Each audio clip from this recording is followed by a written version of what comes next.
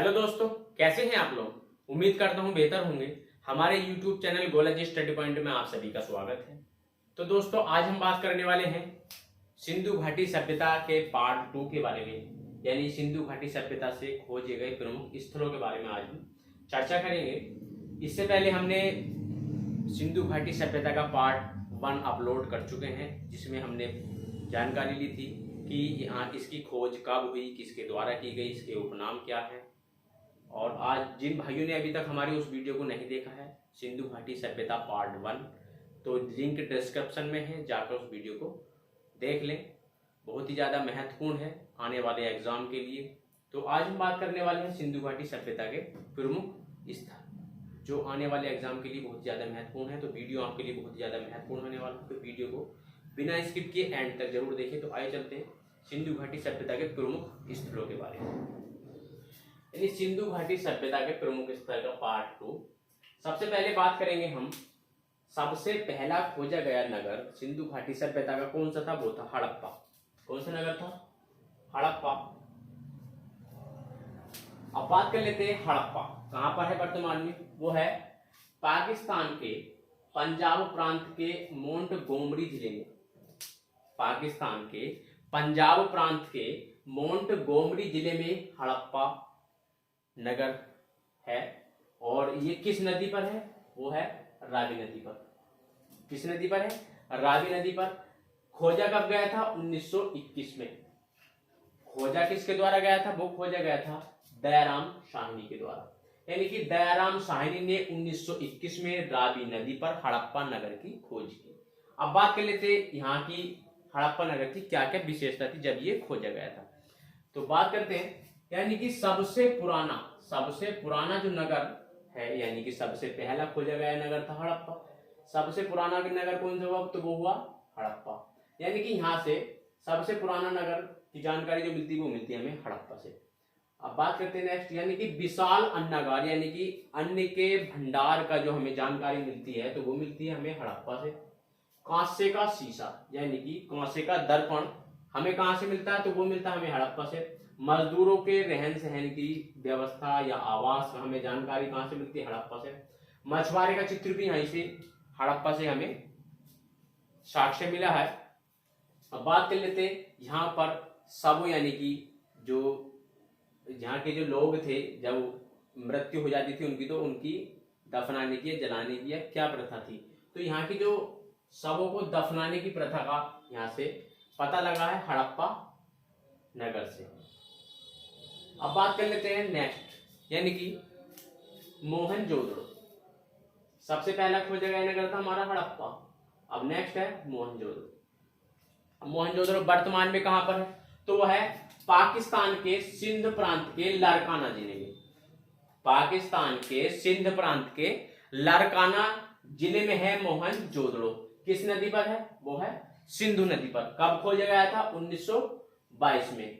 किसके द्वारा खोजा गया था? वो खोजा गया था रखाल दास बनर्जी के द्वारा।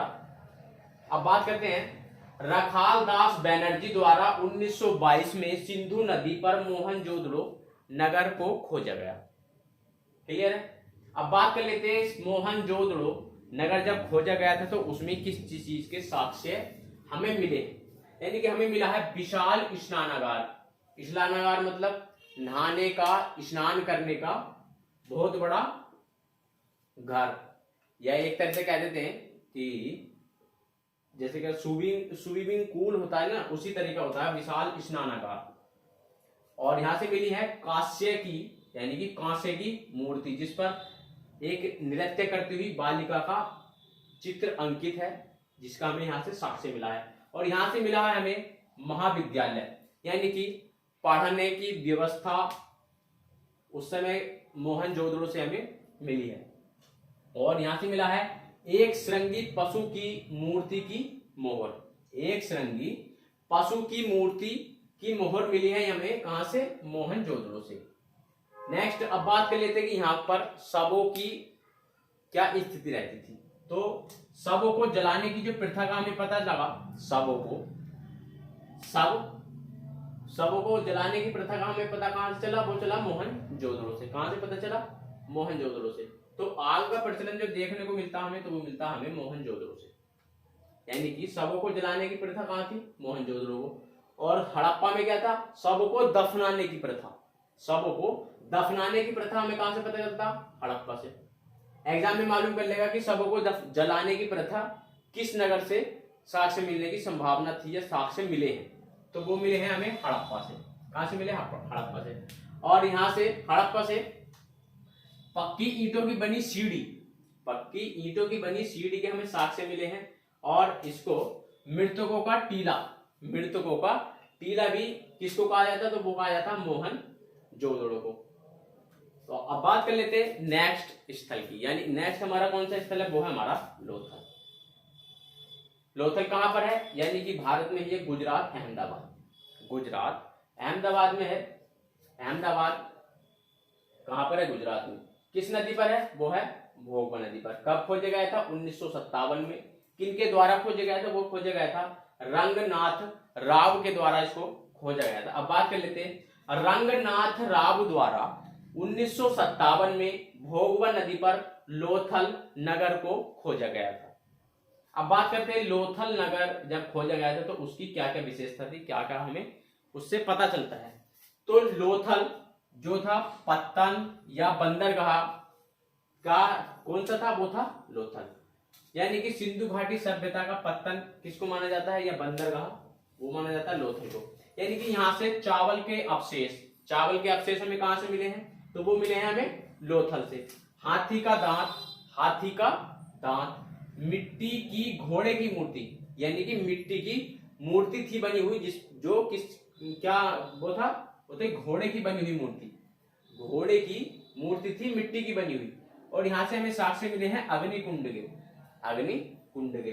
और शवों को जो दफनाने का प्रचलन था तो वो था शवों को युग्म समाधि, यानी कि 2 शव 3 शव एक जगह इकट्ठे कर उनको दफनाया जाता था।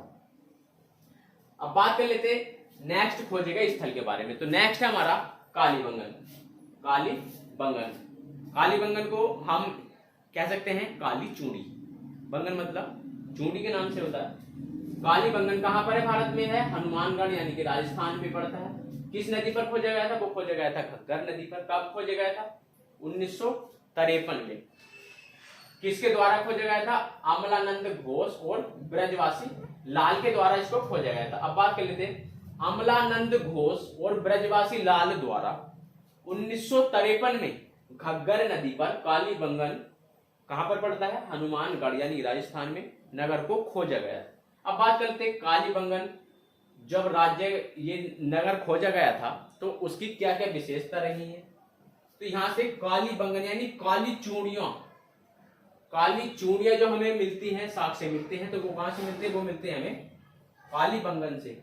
जुते हुए खेत, यानी कि यहाँ के जो लोग थे वो खेती करते थे, तो यहाँ से जो साक्ष्य मिले हैं वो मिले हैं जुते हुए खेत के हमें साक्ष्य मिले हैं। कहां से? कालीबंगन से। अग्निकुंड के भी साक्ष्य मिले हैं यहाँ से। और भूकंप के प्रमाण, भूकंप के प्रमाण हमें यहाँ से मिले हैं। और यहाँ से शल्य क्रिया, यानी कि यहाँ के कालीबंगन से जिस प्रकार की डॉक्टर ऑपरेशन करता है उसी प्रकार हमें यहाँ से साक्ष्य मिले हैं शल्य क्रिया के। अब बात करते हैं नेक्स्ट खोजे गए नगर के बारे में। नेक्स्ट है हमारा राखीगढ़ी। राखीगढ़ी यानी कि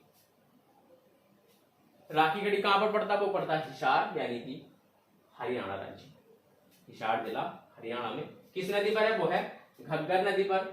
और किसके द्वारा खोजा गया? वो खोजा गया था सूरज भान के द्वारा, यानी कि सूरज भान के द्वारा घग्गर नदी पर राखीगढ़ी, यानी कि भारत का सबसे बड़ा स्थल, भारत का सबसे बड़ा खोजा गया स्थल हड़प्पा नदी, हड़प्पा सभ्यता का वो था राखीगढ़ी।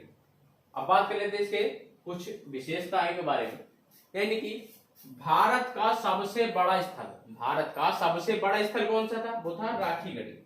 और यहां से जो साक्ष्य मिले हैं हमें तांबे के बर्तन के हमें साक्ष्य मिले हैं राखीगढ़ी। कहां पर है? हिसार जिला हरियाणा में। अब बात कर लेते हैं नेक्स्ट की।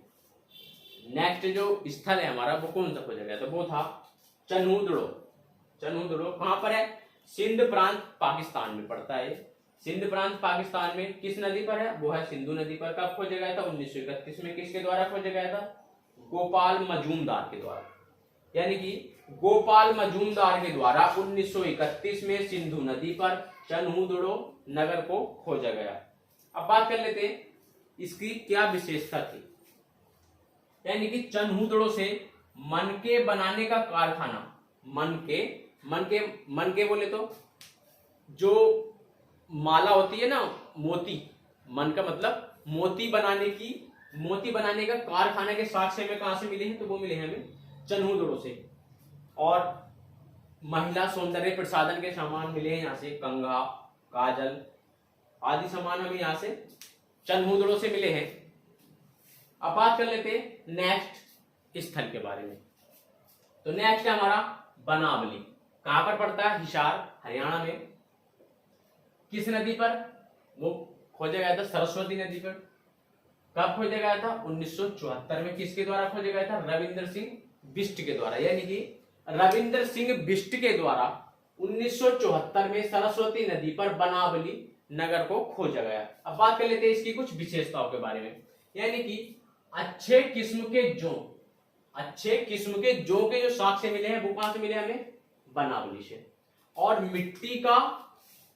मिट्टी का बना हुआ हल यानी कि खिलौना, मिट्टी का खिलौना हल बने हुए के साक्ष्य में कहां से मिले? वो मिले हमें बनावली। कहां पर पड़ता है? हिसार, हरियाणा में। अब बात कर लेते हैं नेक्स्ट स्थल के बारे में। नेक्स्ट स्थल है हमारा रोपड़। कौन सा स्थल है? रोपड़ कहां पर है? पंजाब में। किस नदी पर खोजा गया था? सतलज पर। कब खोजा गया था? 1955 में। किसके द्वारा खोजा गया था? वो खोजा गया था यज्ञदत्त शर्मा के द्वारा। किसके द्वारा खोजा गया था? यज्ञदत्त शर्मा के द्वारा। तो बात कर लेते हैं यज्ञदत्त शर्मा द्वारा 1955 में सतलज नदी पर रोपड़ स्थल को खोजा था। अब बात कर लेते हैं इसकी कुछ विशेषताओं के बारे में। यानी कि तांबे की कुल्हाड़ी के जो साक्ष्य हमें मिलते हैं तो वो मिलते हैं हमें रोपड़ से। सिंधु सभ्यता में रोपड़ से हमें तांबे की कुल्हाड़ी के साक्ष्य मिलते हैं। नेक्स्ट बात करते हैं मानव के साथ कुत्ते के शव को दफनाने का हमें कहां से पता चलता? तो वो चलता हमें रोपड़ से। कहां पर है? पंजाब में। अब बात करते हैं नेक्स्ट की। यानी कि नेक्स्ट है हमारा रंगपुर। कहां पर पड़ता है? अहमदाबाद, गुजरात में। किस नदी पर है? खोजा गया था? वो खोजा गया था मादर नदी पर। कब खोजा गया था? 1953 में। किसके द्वारा खोजा गया था? वो खोजा गया था रंगनाथ राव के द्वारा। यानी कि रंगनाथ राव के द्वारा 1953 में मादर नदी पर रंगपुर स्थल को खोजा गया था। किसके द्वारा? रंगनाथ राव के द्वारा। अब बात कर लेते हैं इसकी कुछ विशेषताओं के बारे में। धान की भूसी, यानी कि धान की भूसी के साक्ष्य में कहां से मिले हैं? रंगपुर से। यानी कि सिंधु घाटी सभ्यता के लोग चावल से परिचित थे। चावलों का पता हमें कहां से चला? तो वो चला हमें लोथल से। कहां से पता चला? चावल के अवशेष हमें कहां से मिले? तो वो मिले हमें लोथल से। ज्वार और बाजरा यानी कि धान की भूसी, ज्वार, बाजरा के साक्ष्य में कहां से मिले? तो वो मिले हैं रंगपुर से। और कच्ची ईंटों के अवशेष हमें कहां से मिले? तो वो मिले हैं रंगपुर। कहां पर है? अहमदाबाद, गुजरात में। अब बात करते हैं नेक्स्ट की। तो नेक्स्ट है हमारा सुत्तकोटदा। कहां पर पड़ता? वो पड़ता है कच्छ जिला, गुजरात में। कच्छ जिला, गुजरात। अब बात कर लेते हैं किस नदी पर खोजा गया था? वो खोजा गया था दास्क नदी पर। किस नदी पर खोजा गया था? दास्क नदी पर खोजा गया था। कब खोजा गया था? 1972 में। कब खोजा गया था? 1972 में। किसके द्वारा? आरएल स्टाइल के द्वारा। यानी कि आरएल स्टाइल द्वारा 1972 में दास्क नदी पर सुत्तकोटदा नामक स्थल को खोजा गया था। अब बात कर लेते हैं इसकी कुछ विशेषताओं के बारे में। यानी कि घोड़े की अस्थि के अवशेष हमें कहां से मिलते हैं? वो मिलेंगे सुत्तकोटदा से। यानी कि घोड़े की अस्थि के अवशेष के साक्ष्य हमें कहां से मिले थे? सुत्तकोटदा से मिले थे। और कलश प्रथा यानी कि शवों की अस्थियों को इकट्ठा कर कलश में और मिट्टी में दबाने की जो प्रथा का हमें पता चला है तो वो चला है सुत्तकोटदा से। कहां से पता चला है? सुत्तकोटदा। कहां पर है? कच्छ जिला, गुजरात में पड़ता है। ये थे हमारे प्रमुख स्थल, यानी कि हड़प्पा किस नदी पर है? रावी नदी पर। मोहनजोदड़ो सिंधु नदी पर। लोथल है भोगबा नदी पर। और कालीबंगन है घग्गर नदी पर। राखीगढ़ी घग्गर नदी पर। चन्हूदड़ो सिंधु नदी पर। और बनावली सरस्वती नदी पर। रोपड़ सतलज नदी पर। रंगपुर मादर नदी पर। और सुत्तकोटदा दास नदी पर। ये थे हमारे प्रमुख खोजे गए स्थल। अब बात कर लेते हैं सिंधु सभ्यता का पतन का क्या कारण रहा होगा। पतन किस कारण से हुआ होगा, यानी सिंधु सभ्यता के पतन के कारण क्या क्या थे? यानी कि John Marshall, sir John Marshall के द्वारा बताया गया है कि बाढ़ के द्वारा सिंधु सभ्यता का पतन हुआ। सिंधु सभ्यता का पतन बाढ़ के द्वारा हुआ। किसके द्वारा माना गया है? तो वो माना गया है सर जॉन मार्शल के द्वारा। नेक्स्ट बात करते हैं, कुछ लोग कहते हैं कि विदेशी आक्रमण हुआ जिसके कारण सिंधु घाटी सभ्यता का पतन हो गया। तो वो किनके द्वारा माना गया है? वो माना गया है चार्ल्स व्हीलर के द्वारा माना गया है कि विदेशी आक्रमण हुआ सिंधु घाटी सभ्यता पर और सिंधु घाटी सभ्यता का यहाँ पतन हो गया। कुछ का मानना है कि बाढ़ के द्वारा। सबसे ज्यादा जो माना गया है, यानी कि एग्जाम में मालूम करने पर जो एग्जाम में बताया जाएगा तो वो है बाढ़ के द्वारा। सबसे ज्यादा इसकी वरीयता दी गई है कि सिंधु घाटी सभ्यता का जो पतन हुआ है वो बाढ़ के द्वारा हुआ है। कुछ लोग कहते हैं कि ये महामारी के कारण, कुछ लोग कहते हैं कि इनका जो पतन हुआ वो महामारी के कारण हुआ। कुछ लोग कहते हैं कि कुछ ऐसी जलवायु परिवर्तन हुआ कि आग लग गई और आग लगने के बाद सिंधु घाटी सभ्यता का पतन हो गया। तो ये थे हमारे पतन के कुछ कारण। उम्मीद करता हूं कि दोस्तों आपको वीडियो अच्छा लगा होगा। अगर वीडियो आपको अच्छा लगा हो तो वीडियो को लाइक करें, दोस्तों में शेयर करें। और वीडियो आप हमारी पहली बार देख रहे हैं तो वीडियो को, चैनल को सब्सक्राइब करें। सब्सक्राइब करने के बाद बेल आइकन पर प्रेस करके उस पर ऑल बटन दबाएं ताकि हमारा हर नोटिफिकेशन आपको सबसे पहले मिल सके। और हमें जरूर बताएं कि आपको वीडियो कैसा लगा। और जिन भाइयों ने अभी तक हमारी सिंधु घाटी सभ्यता के पार्ट 1 को नहीं देखा तो लिंक डिस्क्रिप्शन में, वीडियो को देख लें।